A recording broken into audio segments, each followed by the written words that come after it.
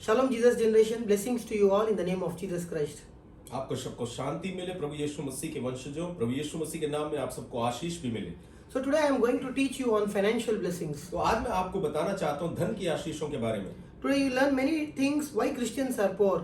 आज आप देखते हैं कि बहुत सारे जो मसीही लोग हैं वो गरीबी में जीवन व्यतीत कर रहे हैं। So we have such a great God who died on the cross of Calvary for our curses, yet we are living in poverty. हमारे पास एक ऐसा परमेश्वर है जो इतना महान है, जो हमारे लिए कलवरी क्रूस पे मारा गया और फिर भी हम गरीब रह रहे हैं। And we promote poverty thinking that it is the will of God. और फिर हम गरीबी को बढ़ावा देते हैं कि ये परमेश्वर की एक इच्छा है। But it's not the will of God to live in poverty. लेकिन ये परमेश्वर की इच्छा नहीं है कि आप गरीबी में जीवन Because the word व्यतीत of the करें। Lord says both wealth, riches and honor comes from Him. क्योंकि परमेश्वर का वचन कहता है धन, महिमा और गौरव परमेश्वर की तरफ से आती है। So one of the things that comes from God with the holiness, with righteousness is wealth. और एक चीज जो पवित्रताई और धार्मिकता के साथ परमेश्वर की तरफ से आती है वो धन की बरकत भी है। So let us read Acts chapter 20 verse 32. और फिर हम पढ़ते हैं प्रेरितों के काम उसका 20वां अध्याय। And now, brethren, I commend you to God and to the word of His grace, which is able to build you up and to give you an inheritance among all them which are sanctified. और अब मेरे भाइयों, मैं परमेश्वर का मैं अब तुम लोगों पर ये अनुग्रह उड़ेलता हूं ताकि तुम भरपूरी के साथ हर चीज बहुतायत के साथ तुम्हारे पास हो। So God is saying the word of chapter 20 verse 32. Yeah. So God is saying the word will build you, then it will give you inheritance. और यहाँ पे परमेश्वर का वचन कहता है कि परमेश्वर का वचन पहले तुम्हें बनाएगा और फिर तुम्हें उन्नति भी कराएगा। So if the word of God is not building you, और अगर परमेश्वर का वचन आपको बना नहीं रहा है, then you will not receive blessings. तब आपको आशीष नहीं मिलेगी। What is inheritance? और ये जो संपत्ति है, ये विरासत है, ये क्या है? Inheritance is ours, that which belongs to our God.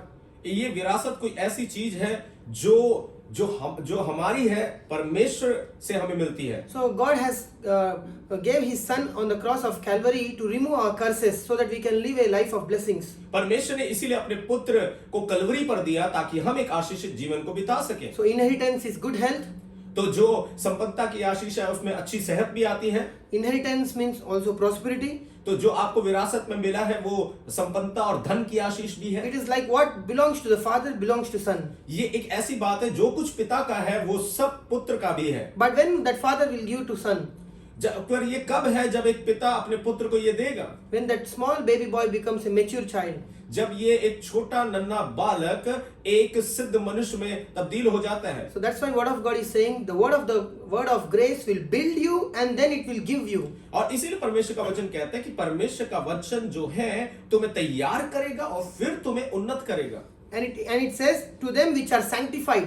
और फिर ये कहता है कि ये उनके लिए जो पवित्र किए गए हैं। So if you are not living a life of holy life, तो अगर आप एक पवित्र जीवन नहीं जी रहे, if you are not allowing Holy Spirit to teach you word of God, और अगर आप पवित्र आत्मा को इजाजत नहीं दे रहे कि आपको वो वचन सिखाए, if you are not learning the ways of God from Holy Bible, अगर आप परमेश्वर के शास्त्रों से परमेश्वर के रास्तों को नहीं सीख रहे हैं, and if you give only tithes to God, और अगर आप केवल सिर्फ दशमांश ही परमेश्वर को देते हैं, then you will never get blessed financially. तब आप परमेश्वर से आशीष नहीं पाएंगे अपने धन पर। Because Lord Jesus Christ is saying, after I save you, क्योंकि यीशु मसीह कहता है इसके बाद कि मैंने तुम्हें बचाया है, then I will build you with my word, फिर मैं तुम्हें अपने वचन के द्वारा तुम्हारा निर्माण करूंगा, then I will give all the blessings to you.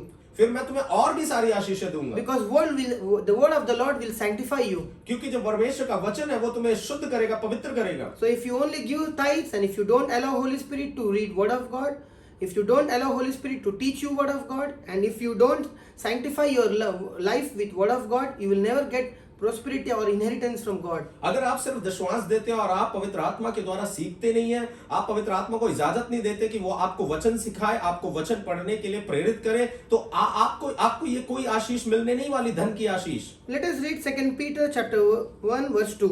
हम दूसरा पत्रस उसका पहला अध्याय और उसकी दूसरी आयत को देखते हैं। Grace and peace be multiplied unto you through the knowledge of God and of our Jesus our Lord. और अनुग्रह और शांति तुम्हारे ऊपर बहुतायत के साथ बढ़ती जाए।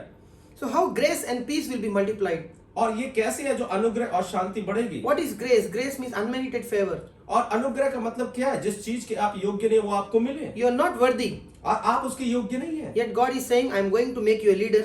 और फिर भी परमेश्वर आपको कह रहा है कि मैं तुम्हें एक अगुआ बनाऊंगा, I will make you a man of God. मैं तुम्हें अपना सेवक बनाऊंगा, I will make you a businessman. आपको मैं एक बड़ा बड़ा व्यापारी You are बनाऊंगा, not worthy. आप इसके लायक नहीं है। That's what it says, grace.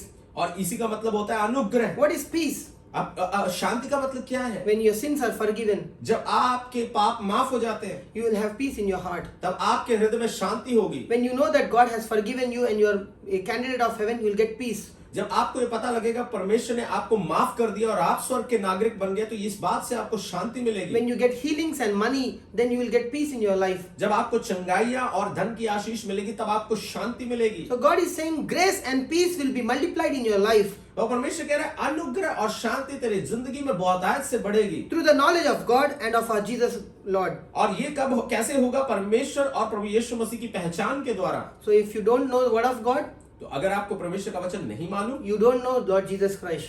आपको प्रभु यीशु मसीह के बारे में नहीं You पता, don't know who is God the Father. आपको नहीं पता पिता परमेश्वर के बारे में। So many people today don't read word of God तो आज बहुत सारे लोग हैं जो परमेश्वर के वचन को पढ़ते नहीं हैं and they live a life of failures. और फिर वो एक हारी हुई जिंदगी को जीते हैं। The grace and peace in their lives is not multiplying. और ये जो अनुग्रह और शांति है उनके जीवन में गुणानुगत नहीं होता। So if you want grace and peace to be multiplied, तो अगर आप चाहते हैं कि अनुग्रह और शांति आपके जीवन में बढ़े, you should have intimate relationship with God's word and His Spirit. आपको फिर परमेश्वर के साथ एक अंदरूनी और गहरी रिश्ता बनाना है वचन के माध्यम से। That's how unmerited favor and blessings will multiply in your life. और इसी के द्वारा आपके जीवन में परमेश्वर का महान अनुग्रह बढ़ता जाएगा। But many of us we go to church only for prosperity, only for good health. We don't learn the ways of God. और बहुत सारे लोग जो है संपन्नता की आशीष के लिए और अच्छी सेहत के लिए परमेश्वर के पास जाते हैं, लेकिन हम परमेश्वर के वचन को नहीं चाहते। And we find ourselves disappointed, saying that God is not doing anything. और फिर हम अपने आप को निराशा होते हुए देखते हैं कि परमेश्वर मेरे लिए कुछ नहीं कर रहा। But the word of the Lord says the grace and peace will be multiplied when you have intimate relationship with God's word and His Spirit in prayer. और फिर परमेश्वर का वचन कहता है कि जो अनुग्रह और शांति है तुम्हारे जीवन में बहुतायत से बढ़ेगी जब तुम्हारा एक अंदरूनी और गहरा रिश्ता होगा परमेश्वर के वचन के साथ और आत्मा के साथ प्रार्थना में। Today we go to church, आज हम चर्च में जाते हैं, we don't listen to the word of God. हम परमेश्वर के वचन को सुनते नहीं We हैं just wait for a man of God to lay hands. और हम सिर्फ इंतजार करते हैं कि प्रभु का दास मेरे सिर पर अपने हाथों को धरेगा। So you are deceiving yourself. तो आप अपने आप को धोखा दे रहे You हैं। won't get anything when He lays hands. आपको कुछ नहीं मिलेगा जब वो अपने हाथों को आपके Because सिर the पर word of the रखे। Lord says it will build you, क्योंकि वचन ये कहता है कि वचन आपको बनाएगा then it will give you. और फिर वो आपको देगा। Don't just rely on laying of hands of man of God. फिर आप बस यही मत सोचिए कि परमेश्वर का दास मेरे सिर पे हाथ रखे। God works with His word and by His Spirit. परमेश्वर अपने वचन और अपने आत्मा के द्वारा काम करता है। Colossians chapter 3 verse 16. कुलुस्सियों 3 अध्याय और उसकी 14 आयत। Let the word of Christ dwell in you richly in all wisdom, teaching, admonishing one another in psalms and hymns and spiritual songs, singing with grace in your hearts to the Lord. मसीह के वचन को अपने हृदय में अधिकाई से बसने दो और सिद्ध ज्ञान सहित एक दूसरे को सिखाओ और चिताओ और अपने अपने मन में अनुग्रह के साथ परमेश्वर के लिए भजन और स्तुतिगान और आत्मिक गीत गाओ। So the word of the Lord is saying, let the word of Christ dwell richly in your heart. तो परमेश्वर का वचन ये कह रहा है कि परमेश्वर का वचन तुम्हारे हृदय में अधिकाई से Don't बसने just पाए। read Psalm 23 and 91. Don't just read Psalm 23 and 91. और फिर आप सिर्फ भजन संहिता 23वां अध्याय और 91वें अध्याय ही ना पढ़े, Because 23 says prosperity क्योंकि 23 अध्याय कहता है संपन्नता के बारे में and 91 says good health. और जो 91वें अध्याय है वो अच्छी सेहत के बारे में बताता So है। you should also read word of God. आपको पूरा परमेश्वर का वचन भी पढ़ना है। That's why it says it should dwell richly in your heart. इसीलिए ये कहता है कि ये तो तुम्हारे हृदय में अधिकाई से बसना चाहिए। So every day you should have a habit to read His holy word. तो हर रोज आपकी एक आदत होनी चाहिए कि आप खुदा के वचन को पढ़ें। Read the word, आप वचन पढ़ें, pray to Holy Spirit. आप पवित्र आत्मा से दुआ करें, Then Lord Holy Spirit will lead you to the walk of obedience. तो फिर पवित्र आत्मा आपकी अगुवाई करेगा ताकि आप एक आज्ञाकारी जीवन जिए। Psalm 103 verse 7. और भजन संहिता 103 और उसकी 7वीं आयत। He made known His ways unto Moses, His acts unto the children of Israel. उसने मूसा को अपनी गति और इजराइलियों पर अपना काम प्रकट किया। So he manifested signs and wonders in the sight of Israel. और उसने चिन्ह और चमत्कार दिखाए इजराइलियों के सामने। But with Moses he had face-to-face relationship. He used to teach his ways, the word of God. और मूसा के साथ तो उसका आमने सामने वाला रिश्ता था। उसने मूसा को अपने रास्ते बताए। The people who saw signs and wonders, they wanted to live this God. और जो लोगों ने चिन्ह और चमत्कारों को देखा था वो इस खुदा को छोड़ना चाहते थे, because they did not know the mind of God and the word of God. क्योंकि वो परमेश्वर के वचन को नहीं जानते थे और परमेश्वर के ख्यालों को नहीं जानते That's थे। why it says Moses knew the ways of God.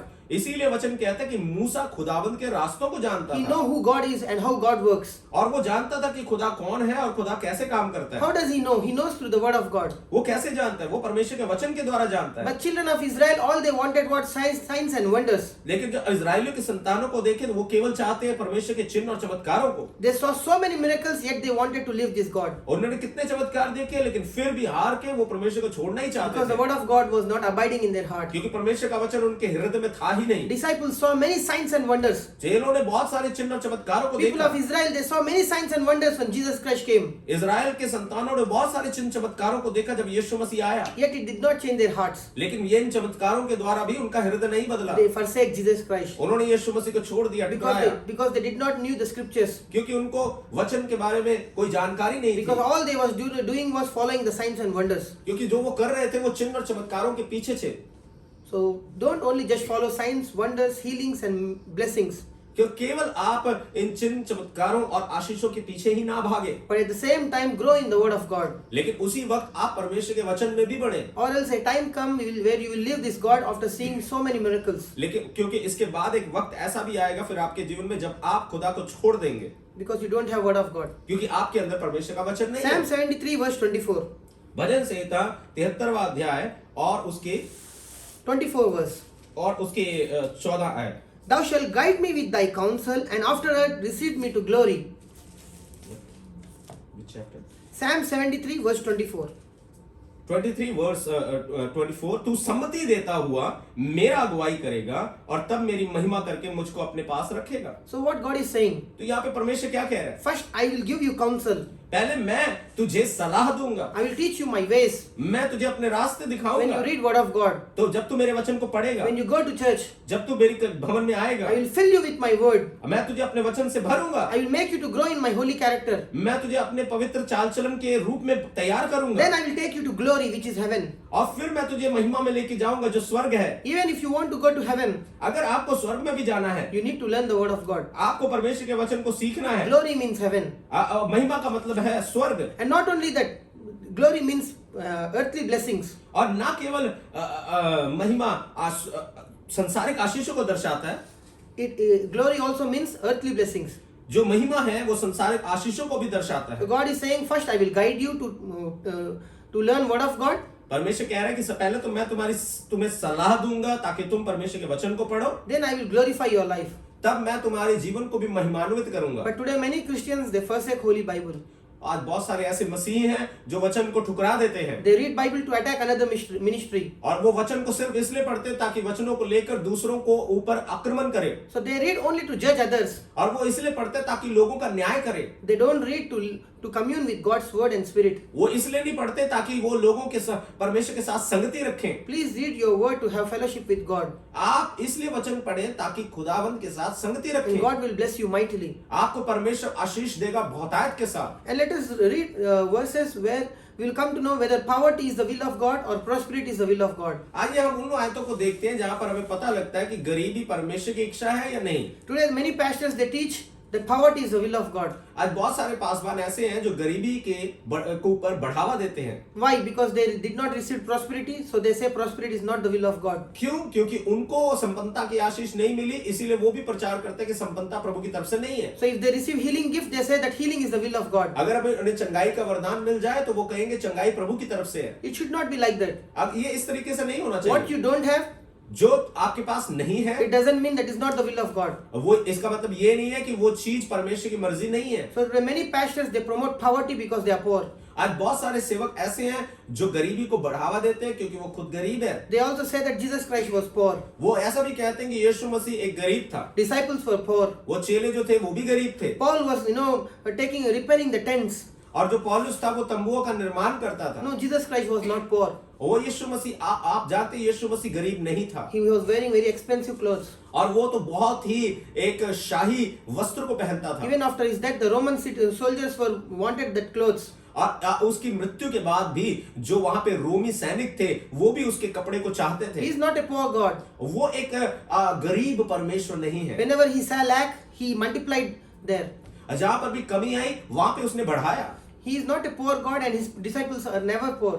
और वो एक गरीब परमेश्वर नहीं है, ना ही उसके चेले गरीब है। If you see Peter, अगर आप पतरस को देखें, the first miracle which he did in his life was fishes. He gathered so many fishes. अगर आप पतरस को देखें तो उसके जीवन में पहला चमत्कार जो हुआ तो उसने बहुतायत से मछलियां पकड़ी। If you see Judas, he used to have a treasury bag. और अगर आप यहूदा को देखें तो उसके पास एक खजानों की थैली होती So थी। all of his disciples were wealthy.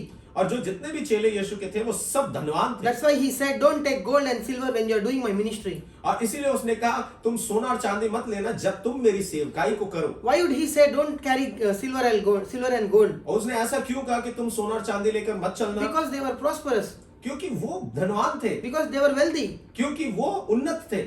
So if you see in the book of Acts, people were giving their lands, money and keeping at the feet of disciples. अगर आप प्रेरितों के काम को पढ़े तो आप देखें कि लोग अपने धन और अपनी जमीनों को बेचकर पैसों को लाकर प्रेरितों के कदमों में रखते Do थे। you think they were poor? आप सोचते हैं कि क्या वो गरीब थे? They were very wealthy. और वो तो बहुत ही ज्यादा धनवान थे। But religion shows they were poor. लेकिन धर्म क्या बताता है कि वो तो बड़े गरीब थे। Because religion operates in the spirit of poverty. क्योंकि जो धर्म है ये गरीबी के आत्मा के अधीन है। They say Apostle Paul, he repaired tents. और वो कहेंगे कि पौलुस जो था वो तो तंबुओं को बनाया करता No, था। Apostle Paul was a wealthy man. क्यों? अपोस्टल पौलुस जो पौलुस था वो तो एक धनवान आदमी था। They think that the tents means the normal tents which we use in our functions. और वो सोचते हैं कि जो तंबू के बाद कहा गया ये साधारण से तंबू थे जिसे हम अपने शादियों में इस्तेमाल करते हैं। No, he was living among the Corinthians. They were Roman soldiers. So Roman soldiers needed a big canopy, big tent. So where he used to work for that, he was a businessman. So he used to sell those tents and he used to do ministry with that money. और जो पौलुस था वो कुरिन्थियों में रहता था और रोमी सैनिक जहां रहते थे और रोमी सैनिकों को बड़े बड़े जो वहां पे चदरे चाहते थे, तंबू बनाना चाहते थे। और पौलुस जो था वो एक व्यापारी था जो तंबुओं को बनाता था और वो तंबू को उनको बेचा करता था और ये उसका व्यापार था। So Corinthians was a city of business. और जो कुरिन्थियों का शहर है वो एक व्यापार का शहर था। And there was a great demand for these tents because Roman soldiers used to stay in that. और वहां पर इन तंबुओं का बहुत ज्यादा जरूरत थी और ये रोमी सैनिकों को उसकी जरूरत थी। So he was a prosperous man. तो वो एक अमीर व्यक्ति था। Yes, sometimes when he used to go to village or in rivers, going to different countries, yes, he experienced hardship. और वो बताता है जब वो कहीं बाहर जाता है कहीं गांव में जाता है तो वो बताता है कि वो किस प्रकार की मुश्किलात से होकर गया। But he never lived a poor life. लेकिन उसने कभी भी गरीब जीवन नहीं जिया। But religion says they were poor. लेकिन धर्म क्या कहता है कि वो सब गरीब थे। So let us read today, poverty is the will of God or not. आज हम देखते हैं वचन से कि गरीबी परमेश्वर की मर्जी है या नहीं। Deuteronomy chapter 15 verse 4. व्यवस्था विवरण उसका 15 अध्याय और उसकी 4 आयत। Save when there shall be no poor among you, for the Lord shall greatly bless thee in the land which the Lord thy God giveth thee for an inheritance to possess it. तेरे बीच कोई दरिद्र ना रहेगा। So the will of God is there should not be poor among you. तो ये परमेश्वर की मर्जी है कि कोई भी तुम्हारे बीच में गरीब ना रहेगा। Because he want to bless you so much so that you will be a blessing to the poor. वो आपको इतनी आशीष देना चाहता है ताकि आप भी किसी के लिए आशीष बन सके। So that's what he says, there shall be no poor among you. और इसीलिए वो कहता है तेरे बीच में कोई गरीब ना रहेगा। For the Lord will greatly bless you. क्योंकि परमेश्वर तेरे को बहुत आयत से आशीष देगा। So God wants to remove poverty तो परमेश्वर क्या चाहता है कि आपके जीवन में से गरीबी को मिटा डाले। through your church, through you. आपके द्वारा He want to eliminate poverty. अब वो चाहता है कि गरीबी को मिटाए। That's what apostles were doing. वही प्रेरित लोग कर रहे थे। They were receiving so much of money और वो कितना पैसा पा रहे थे। and they were giving to the needy, poor and widows. और वो किसको दे रहे थे? जरूरतमंदों को, विधवाओं को। They had too much wealth. और उनके पास अधिक ज्यादा संपत्ति थी। Ephesians 1:18. और इफिसियों उसका पहला अध्याय उसकी 18 आयत। The eyes of your understanding being enlightened, that ye may know what is the hope of his calling, and what the riches of the glory of his inheritance in the saints. और तुम्हारे मन की आंखें ज्योतिर्मय हो कि तुम जान लो कि उसकी बुलाहट की आशा क्या है और पवित्र लोगों में उसकी मीरास की महिमा का धन कैसा है। What is the riches of the glory? क्या है ये महिमा का धन? It means to fill. और ये इसका मतलब है भरना। God has called you. परमेश्वर ने आपको बुलाया है, He made you a candidate of heaven. आपको स्वर्ग का नागरिक बनाया है। Now He says the riches of glory, अब वो कहता है कि महिमा का धन, which means possessions, money. और जिसका मतलब है संपन्नता, धन। So God doesn't want you to live a poor life. परमेश्वर नहीं चाहता कि आप एक गरीब जीवन को जिए। Yes, for a reason to make us to grow in a holy character, He will take us through hardship. और मुश्किलों से वो लेके जाएगा ताकि आपका जीवन पवित्र बने और सही हो। But after you have grown in His holy character, जब आप एक पवित्र मनुष्य के रूप में खड़े होते हैं, now He has built your life. अब उसने आपके जीवन का निर्माण किया Now है, He will bless you with prosperity. अब वो आपको धन से आशीषित करेगा। 2 Peter chapter 1 verse 3. दूसरा पत्रस उसका पहला अध्याय और उसकी तीसरी आयत, According as His divine power hath given unto us all things that pertain unto life and godliness through the knowledge of Him that hath called us to glory and virtue. क्योंकि उसकी ईश्वरीय सामर्थ्य ने सब कुछ जो जीवन और भक्ति से संबंध रखता है हमें उसी की पहचान के द्वारा दिया है, जिसने हमें अपनी महिमा और सद्गुण के अनुसार बुलाया है। It says His power will give us all things pertains unto this life and also for godliness. और यहाँ पे ये कह रहे हैं कि परमेश्वर ने हमें वो सब सामर्थ्य और सारे अधिकार दिए जो इस जीवन और भक्ति से संबंध रखते हैं। That means the power of God don't just give you, the gift of the Spirit like speaking in tongues, casting out demons, but it also gives you the physical blessings which you needed in this life. तो ये क्या बताती है कि परमेश्वर की सामर्थ ना केवल आपको वरदान देती है जैसे कि भविष्यवाणी का वरदान या अन्य भाषा में बातें करना, पर वो आपको संसारिक बरकतें भी बहुत आयत से देती है। That's why He says pertaining to this life He gives all things. इसीलिए वो कह रहा है कि इस जीवन से संबंधित वो सारी चीजें आपको देगा। God wants you to have a good car, परमेश्वर चाहता है कि आपके पास एक अच्छी कार हो, to have your own house. आपके पास अपना घर हो। That is what this verse is saying. यही वो इस आयत का मतलब है। So God doesn't send poverty in your life. तो परमेश्वर ने आपके जीवन में गरीबी को नहीं भेजा। Spirit of poverty is a demon. तो जो ये गरीबी की आत्मा है ये एक प्रकार की दुष्ट आत्मा है। James chapter 1 verse 17. याकूब की किताब उसका पहला अध्याय उसकी 17 आयत, Every good gift and every perfect gift is from above and cometh down from the Father of lights, with whom is no variableness, neither shadow of turning. क्योंकि हर एक अच्छा वरदान और हर एक उत्तम दान ऊपर ही से है और ज्योतियों के पिता की ओर से मिलता है, जिसमें ना तो परिवर्तन हो सकता है ना ही कोई बदलाव आता है। So poverty is not from heavenly Father. तो जो गरीबी है ये स्वर्गीय पिता की ओर से नहीं है, Because it is not good. क्योंकि ये अच्छी नहीं है। Because word of God says every good gift comes only from Father. तो परमेश्वर का वचन कहता है कि हर एक अच्छा वरदान जो है वो ऊपर से आता है। Let us read what word of God says about poverty, whether it is good or not. हम देखते हैं कि परमेश्वर का वचन गरीबी के लिए क्या कहता है, क्या ये सही है या गलत है। Proverbs chapter 6 verse 11. नीति वचन उसका 6वां अध्याय Verse 11. और उसकी 11वीं आयत, So shall thy poverty come as one that travelleth, and thy want as an armed man. Chapter 6 verse 11. तब तेरा कंगालपन राह के लुटेरे के समान और तेरी घटी हथियारबंद के समान आ पड़ेगी। So it says it will attack you like a thief in the night. और ये बताते कि ये जो गरीबी है ये तो तेरे ऊपर आक्रमण होगा जैसे रात को लुटेरे। So it is attacking you. और ये क्या, ये एक प्रकार का आक्रमण कर रही है। Anything that attacks you is not good. और जो कुछ आपको सताता है वो अच्छा नहीं है। So poverty is not good. तो गरीबी अच्छा नहीं है। Then it is not from Father. ये परमेश्वर पिता की तरफ से नहीं है। Proverbs chapter 24 verse 34. और 24वां अध्याय और उसकी 34 आयत, So shall thy poverty come as one that travelleth, and thy want as an armed man. तब तेरा कंगालपन डाकू के समान और तेरी घटी हथियारबंद मनुष्य के समान आ पड़ेगी। The same word is repeated twice. और ये एक ही वचन है जो दोबारा से बोला गया है। It is saying poverty is not good. और हम ये बता रहे हैं साहब कि गरीबी जो है वो अच्छी चीज नहीं है। Let us read Proverbs chapter 10 verse 15. और हम पढ़ते हैं कि नीति वचन 10वां अध्याय और उसकी 15 आयत, The rich man's wealth is his strong city, the destruction of the poor is their poverty. धनी का धन उसका दृढ़ नगर है, परंतु कंगाल की निर्धनता उसके विनाश का कारण है। It says poverty will bring destruction in your life. ये क्या कहते हैं कि गरीबी आपके जीवन को तबाह करेगी। Before it says it's like a thief. और उससे पहले हमने क्या पढ़ा कि वो बताता है कि ये जो गरीबी है एक चोर की तरह है। Now it says it destroys. अब ये बता रहा है कि वो आपको नाश करेगा। Spirit of stealing, killing and destruction is from Satan. और ये इस प्रकार की जो आत्माएं हैं, दुष्ट आत्माएं हैं, मारने की गिराने की, ये शैतान की तरफ से है। So it's not from God. तो ये परमेश्वर की तरफ से नहीं है। I request you kindly do not promote poverty. और मैं आपको निवेदन करता हूं कि प्लीज आप गरीबी को बढ़ावा ना दे। Proverbs chapter 13 verse 18.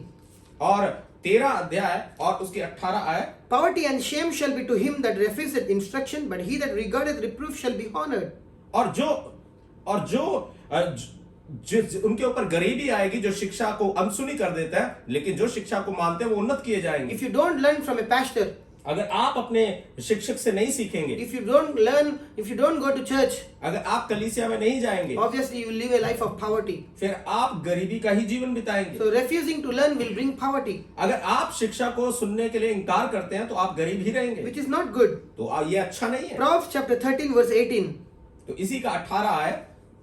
Proverbs chapter 13 verse 18. If you Yeah. ignore criticism, you will end in poverty and disgrace. जो शिक्षा को सुनी अनसुनी करता वो निर्धन होता है और अपमान पाता है। So if an elder is teaching you, rebuking you, telling you to read Bible, don't go in worldly ways, learn from God. If he is rebuking you, if you refuse to accept criticism, you will live a life of poverty. तो अगर एक अगुआ है वो आपको डांट रहा है और आपको कुछ सिखा रहा है, अगर आप उसके सुनने के लिए तैयार नहीं है और आप उसका बुरा मान जाते हैं तो आप गरीबी रहेंगे। Proverbs chapter 14:23. और नीति वचन 14 उसकी 23 आए। Work brings profit, but mere talk leads to poverty. परिश्रम से सदा फायदा होता है, परंतु बकवाद करने से केवल नुकसान होता है। So if you are a gossiper, अगर आप बकबक करने वाले इंसान हैं, a gossiper has so much of time एक बकबक करने चुगलखोर के पास बहुत समय होता है, because he always uses his time to gossip. और वो हमेशा अपने समय को हर प्रकार के चुगली करने के लिए बताता He है doesn't work. और वो काम नहीं करता, He says all kind of reasons so that he will not do job. और वो हर प्रकार के तमाम प्रकार के बहाने बनाता है ताकि काम न करे। So that's what it's saying. Failure to work will bring poverty. और यही वो वचन कहता है कि अगर आप काम नहीं करेंगे तो आपके जीवन में कमी आएगी। So which is not good. ये अच्छी चीज नहीं है। Proverbs chapter 20 verse 13. और नीति वचन उसका 20 और उसकी 24। If you love sleep, you will end in poverty. Keep your eyes open and there will be plenty to eat. नींद से प्रीति नारक, नहीं तो दरिद्र हो जाएगा। आंखें खोल तब तू रोटी से तृप्त होगा। If you eat and just sleep, you will find yourself in poverty. अगर आप सोएंगे, आप खाएंगे और सोएंगे तो फिर आप आंखों को खोलेंगे, आप देखेंगे कि आप गरीबी हैं। So God says he will bless the works of our hands. तो परमेश्वर कहता है कि मैं तेरे हाथ के कामों को आशीष दूंगा। That means if you do something, he will bless you. इसका मतलब यह है कि जब आप कुछ करेंगे तो वो आपको आशीष देगा। He will not bless your hands, but the work of your hands. वो आपके हाथ को आशीष नहीं देगा, पर आपके हाथों के कामों को आशीष देगा। For God to bless you with finances, you should do something. तो परमेश्वर इससे आपके धन में कैसे आशीष लाएगा? जब आप उसके लिए कुछ करेंगे। Proverbs chapter 19 verse 4. और 19 और उसका 4था आयत नीति वचन। Wealth maketh many friends, poverty drives them all away. धनी के तो बहुत से दोस्त हो जाते हैं, परंतु कंगाल के दोस्त भी उससे अलग हो जाते हैं। Which means a person who is poor, he will find himself with poor friends who will drink, who will do all manner of evil things. और फिर आप देखेंगे कि जो गरीब है उसके गरीब प्रकार के दोस्त होंगे, जो चोरी चकारी करते हैं और नशे के काम करते हैं, इस प्रकार के दोस्त। So it means poverty is not good. तो ये किसका मतलब क्या है कि जो गरीबी है वो एक अच्छी चीज नहीं है। Good planning and hard work. Proverbs chapter 21 verse 5. और 21 उसका 5वां आयत नीति वचन। Good planning and hard work lead to prosperity, but hasty shortcuts lead to poverty. कामकाजी के कल्पनाओं से केवल फायदा होता है, परंतु उतावली करने वाले को केवल घटी होती है। A person who doesn't want to do hard work and he want to earn millions just in a very less span of time will find himself in poverty. और एक इंसान जो बहुत ही कम मेहनत के साथ अरबों रुपए कमाना चाहता है, वो अपने आप को बहुत बड़े घटी में देखेगा। Suppose think that like some unrighteous man will come and he will say, you invest 1 lakh, you will get 20 lakhs. So you will go, which is not the righteous money, and you will place that seed 1 lakh in that business, and you will find yourself that the amount has been lost. जैसे कोई अधर्मी आदमी आपके पास आए और आपसे कहे कि आप ये पैसा जमा करो और आपका पैसा दुगना हो जाएगा, तो आप जो काम करना नहीं चाहते, आप अपना पैसा वहां पे लगाएंगे और उसके बाद वो आपका पैसा लेके चला जाएगा, आपका पैसा डूब जाएगा। Proverbs chapter 28 verse 19. और नीति वचन उसका 28वां अध्याय और उसकी 19 आयत। He that tilleth his land shall have plenty of bread, but he that falleth after vain persons shall have poverty enough. जो अपनी भूमि को जोता बोया करता है उसका तो पेट भरता है, परंतु जो निकम्मे लोगों की संगति करता है वो कंगालपन से घिरा रहता है। So if you have vain persons, तो अगर आपके पास ऐसे बेकार पड़े हुए दोस्त हैं, who just eat and who just enjoy this life, जो खाते हैं और बस जिंदगी का मजा लेते हैं, who doesn't work, जो काम नहीं करते, you will find yourself in poverty with them. तो आप देखेंगे कि आप भी उनके साथ गरीबी हैं। Job chapter 21 verse 25. अय्यूब और उसका 21वां अध्याय and 25th verse. और उसकी 25वीं आयत। Poverty will keep you from the good life. जो गरीबी है वो आपको अच्छे जीवन से अलग रखेगी। So So here, please read that verse. Yes. Job 21 25. 25 कोई अपनी जीव में कुड़कुड़ बिना सुख भोगे मर जाता है। You can have a long life without prosperity. आपके पास एक लंबी उम्र की जिंदगी हो सकती है धन के बावजूद, धन के All बगैर। these verses are saying poverty is not good. इन सारी आयतों को पढ़कर हम क्या देखते हैं कि गरीबी एक अच्छी चीज नहीं है। Proverbs chapter 28 verse 27. और नीति वचन उसका 28वां अध्याय, Whoever gives to the poor will lack nothing, but those who close their eyes to poverty will be cursed. जो गरीब को देता है उसका धन बढ़ता है, और जो अपनी आंखें मूंद लेता है वो घटी में जाता है। So if you are not merciful, you will live a life of lack. अगर आपके जीवन में दया नहीं है तो आपके जीवन में घटी ही आएगी। So you should give so that God will multiply that. आपको देना चाहिए ताकि आपको परमेश्वर आपके धन को बढ़ाए। So many Christians, they don't bless the poor. तो बहुत सारे ऐसे मसीह हैं जो गरीब को आशीषित नहीं When करते। they see the poor, they will ignore them. जो कोई गरीब को देखते हैं तो वो अपना मुंह मोड़ लेते हैं। A person was praying in church for prosperity. एक आदमी आया जो प्रार्थना कर रहा था अपने धनी होने के So लिए, God tested him by sending a poor in his life. और इसलिए परमेश्वर ने उसका एक परीक्षा ली उसके जीवन में गरीब को भेज के। So as the poor was begging the rich man, that person, he did not give anything. तो जैसे वो गरीब उसके सामने आके भीख मांग रहा था, लेकिन उस अमीर आदमी ने उसको कुछ नहीं दिया। So God wanted to bless his business. तो परमेश्वर चाहता था कि उस अमीर आदमी के व्यापार को आशीष दे। He wanted to answer his prayer. परमेश्वर चाहता था कि उसकी प्रार्थना का उत्तर दे। But God said, let me test you by sending a poor in your life. लेकिन परमेश्वर ने पहले कहा कि मुझे एक परीक्षा तुम्हारी लेनी है, एक गरीब को भेजकर। So he was not merciful. तो उसने परमेश्वर ने क्या देखा कि ये दयावंत नहीं है। So God says, why I should bless him with money? तो परमेश्वर ने कहा मैं क्यों इसे पैसों से आशीषित करूं? I will bless them only those who will do my kingdom's work. मैं उन्हीं को आशीष दूंगा जो मेरे राज्य को बढ़ोतरी के लिए सेवा करे। So he failed the test. तो वो उस परीक्षा में फेल हो And he गया। was keep on going to church asking God to bless him financially. वो हमेशा से चर्च भवन में जाता रहता था ताकि प्रभु उसे धन की आशीष दे, And God was not blessing him. और परमेश्वर उसे आशीष नहीं दे रहा था। Because if you do not hear the cry of the poor, God will not hear your cry. क्योंकि अगर आप किसी जरूरतमंद की पुकार को नहीं सुनेंगे तो परमेश्वर आपको आशीष नहीं देगा। Jesus was compassionate. You should have compassion for poor. यीशु दयावंत था, आपको भी गरीबों को देखकर दया आनी चाहिए। If you are his child, surely he will show compassion through you. और अगर आप उसके संतान हैं तो वो आपके जीवन के द्वारा दया प्रकट करेगा। Proverbs 11:24.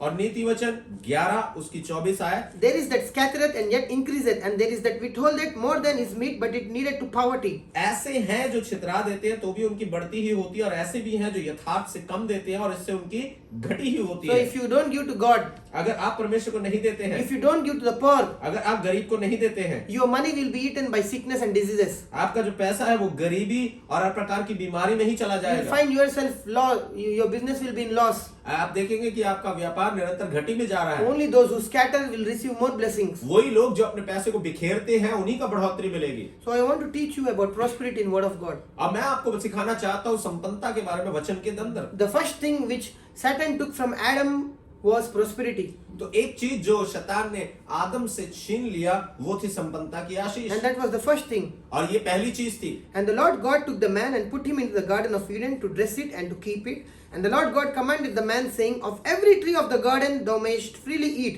but of the tree of the knowledge of the good and evil thou shalt not eat of it, for in the day that thou eatest thereof thou shalt surely die.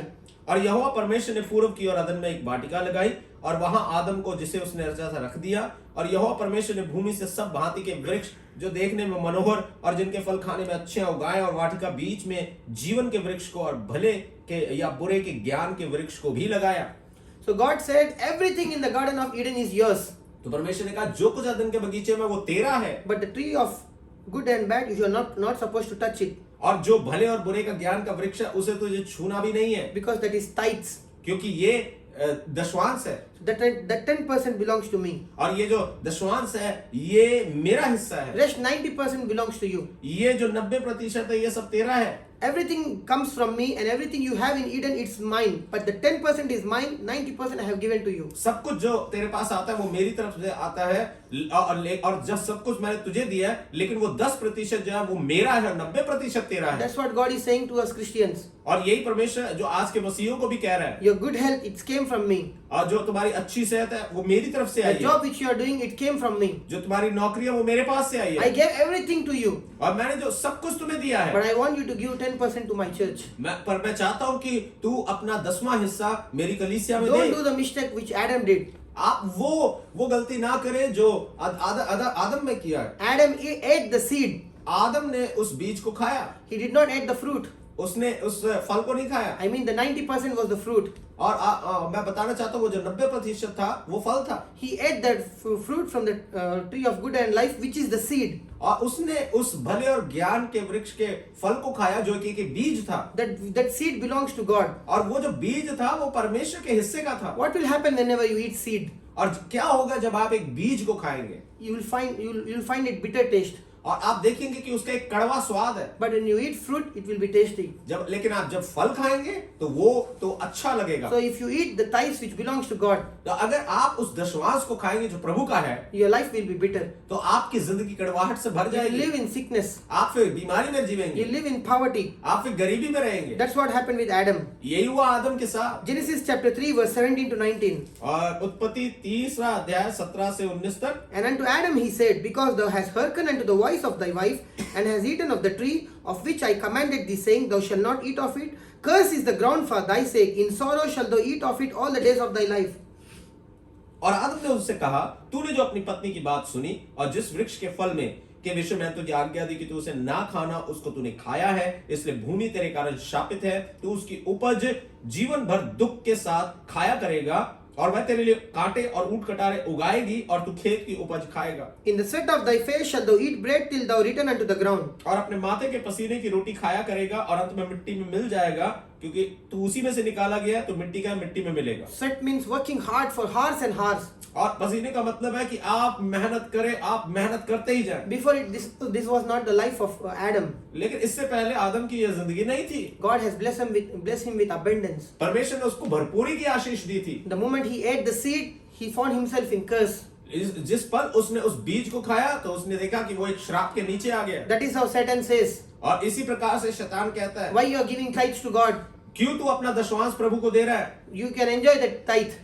तू उस दशवांश से अपने जीवन में और आनंद कर Don't सकता give in the है। house of God. तुम्हें परमेश्वर के घर में पैसा देने की Buy जरूरत nice नहीं है। clothes. तुम अच्छे कपड़े खरीद लो। Spend that money for your family. अब तुम उस पैसे को अपने परिवार में बिताओ। But you don't know what will happen in your life. लेकिन आप नहीं जानते कि आपके परिवार में फिर क्या होगा। The first thing which Satan stole from Adam was prosperity. तो पहली चीज जो आदम से शैतान ने छीनी वो थी संपन्नता की And he Ashish, gave him poverty. और शैतान ने उसको गरीबी दे दी। So he found himself in curse. तो उसने अपने आप को एक श्राप में देखा। That is what happened when you eat your tithe. यही होता है जब आप अपने दशवांश को खाते हैं। Let us read Genesis chapter 4 verse 4. उत्पत्ति 4 और उसकी 4 आयत को पढ़ते हैं। And Abel he also brought of the firstlings of his flock and of the fat thereof, and the Lord had respect unto Abel and to his offering. हाबिल ने भी अपनी भेड़ बकरियों के कई पहलौठे बच्चे भेंट चढ़ाने ले आया और उनकी चर्बी भेंट चढ़ाई। तब यहोवा ने हाबिल और उसकी भेंट को तो ग्रहण किया। It says he bought the firstlings of his flock और ये कहता है कि हाबिल अपने पहलौठे बच्चों को लेकर आया बकरियों के, and of the fat, और वो चर्बी भी लेकर आया। which means the offering which he was giving was perfect and excellent. और जो इसका मतलब है जो भेंट वो दे रहा था वो एकदम बढ़िया था। He was not giving the leftover और वो ऐसा नहीं दे रहा था जो बचा हुआ होता है, because he knows he is going to honor a creator. और वो जानता था कि वो किसका आदर कर रहा है, सृष्टिकर्ता का। So he should give the best to creator. तो वो जानता था कि सृष्टिकर्ता को सबसे उत्तम देना चाहिए। That's why it says in Hebrews 11:4. इसलिए वो कहते हैं इब्रानियों 11:4 में, By faith Abel offered unto God a more excellent sacrifice than Cain, विश्वास के द्वारा हाबिल ने कैन से उत्तम भेंट परमेश्वर को चढ़ाई, and God had respect unto him. और परमेश्वर ने उस भेंट के कारण उसका आदर किया। He was righteous, God testifying of his gifts, and by it he being dead yet speaketh. और वो एक धर्मी आदमी था और मरने के उपरांत भी वो अब तक बात करता है। His seed spoke even after his death. वो अब भी बात करता है, वो मरने के बाद भी बात करता था। So he gave the best seed to God. उसने अपने जीवन में सबसे सर्वोत्तम बीज परमेश्वर को दिया। See, the book of the Holy Bible begins with giving. तो आप देखते हैं कि परमेश्वर का वचन की शुरुआत ही देने से होती है। So God desires to give him the best offering. तो परमेश्वर ये चाहता है कि हम उसे एक अच्छी भेंट दें। Genesis chapter 8 verse 20 to 21. उत्पत्ति उसका 8वां अध्याय और उसका 22 से लेके, And Noah builded an altar unto the Lord, and took of every clean beast and of every clean fowl, and offered burnt offerings on the altar.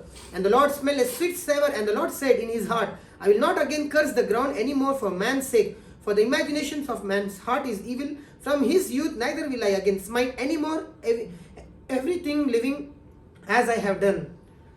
तब नूह ने यहोवा के लिए एक वेदी बनाई और सब शुद्ध पशु और शुद्ध पक्षियों में से कुछ लेकर वेदी पर होम बलि चढ़ाया। इस पर यहोवा ने सुखदायक सुगंध पाकर सोचा, मनुष्य के कारण मैं फिर कभी भूमि को श्राप ना दूंगा। यद्यपि मनुष्य के मन में बचपन से जो कुछ पता होता है वो बुरा ही होता है, तो भी जैसा मैंने सब जीवों को अब मारा है वैसा उनको फिर कभी ना मारूंगा। So Noah, the moment he came out of the ark, तो नूह जैसे ही वो उस किश्ती से बाहर आया, he was not thinking of self. वो अपने आप के बारे में नहीं सोच रहा था, He was thinking of worshipping God वो तो परमेश्वर की आराधना करने को सोच रहा था। by giving him a thanksgiving offering. उसने परमेश्वर को धन्यवाद की भेंट चढ़ाई, He gave an offering. उसने परमेश्वर को एक उपहार दिया। First thing he did was worship. परमेश्वर का सबसे पहली चीज जो दी वो आराधना थी। The first fruit ये पहला फल था। of all the clean animals and the best animals he gave first to God. और सब प्रकार के जानवरों से पहले जो पहलौठे थे वो उसने परमेश्वर को दिए। And God said, I will never destroy mankind. और परमेश्वर ने कहा मैं अब मानव जाति को फिर कभी नहीं नष्ट करूंगा। Because of his offering, God made a covenant. परमेश्वर ने उसकी उस भेंट को देखकर ये वाचा बांधी। Today I will ask you Christians. आज मैं आप मसीही लोगों से निवेदन पूछना चाहता हूँ। Many died in the last year. पिछले साल बहुत सारे लोग मर Yet you गए, are alive today. आज फिर भी आप जीवित हैं। Have you gave thanksgiving offering to the Lord in year 2022?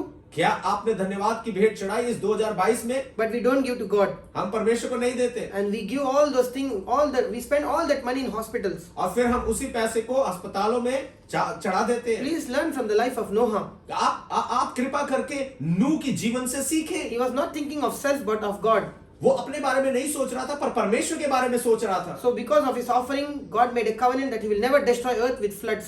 और उसकी इस भेंट को देखकर परमेश्वर ने ये वाचा बांधी कि मनुष्यों को अब मैं दोबारा से पानी से तबाह नहीं करूंगा। If you raise an offering for your state, अगर आप अपने राज्य के लिए एक भेंट को उठाकर खड़ा करते if हैं, you raise an offering for your country, अगर आप अपने देश के लिए एक भेंट को लेके आते हैं, God will say, परमेश्वर कहेगा this offering is well pleased. ये जो भेंट है ये मेरी नजरों में सुहावनी है। This is sacrificial offering. ये एक बलिदान दिया हुआ Best offering. भेंट है, ये एक अच्छी भेंट है। I will not destroy the state. मैं इस राज्य को नाश नहीं करूंगा। Please give to God for your nation. आप कृपा करके परमेश्वर को दे अपने राज्यों के Your लिए। offering will protect your family too. आपके जो भेंट है वो आपके परिवार को भी सुरक्षित रखेगा। As Noah's offering pleased to God to save this earth. जैसे नूह की जो भेंट थी वो परमेश्वर को जब दी गई तब परमेश्वर ने सुरक्षित स्थान में पहुंचाया इस पृथ्वी को। Genesis chapter 15 verse 7 to 11. उत्पत्ति उसका 15 अध्याय। Stop.